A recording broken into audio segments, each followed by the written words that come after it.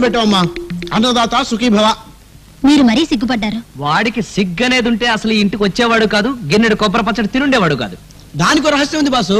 మావిడ కొబ్బరి పచ్చడి చేస్తుంది, కాకపోతే దాంట్లో కొబ్బరి వేస్తే ఇంకా రుచిగా ఉంటుంది. మీకెప్పుడు నా వంట మీద హాస్యాలే. మీ అమ్మగారు చేసినంత బాగా నేను చేయలేనని ఎప్పుడూ ఒప్పుకున్నాను కదా.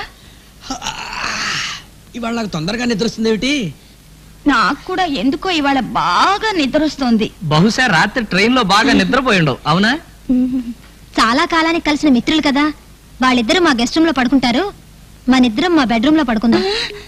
ఆహా అపర్ణ, మన పెళ్ళైన ఇంత కాలానికి మొట్టమొదటిసారిగా నన్ను కరెక్ట్ గా అర్థం చేసుకున్నావు. వద్దు, మావిడ గురక పెడుతుంది, సింహగర్జన చేస్తుంది. పర్వాలేదు లేరా, ఒక్కరోజు అపర్ణ అడ్జస్ట్ అవుతుంది. నువ్వు తీసుకెళ్ళ అపర్ణ, తీసుకెళ్ళు. వెళ్ళు వెళ్ళి చెల్లెమ్మా. రే నువ్వు పదరా. ఎక్కడికి? నువ్వు పద. పదరా.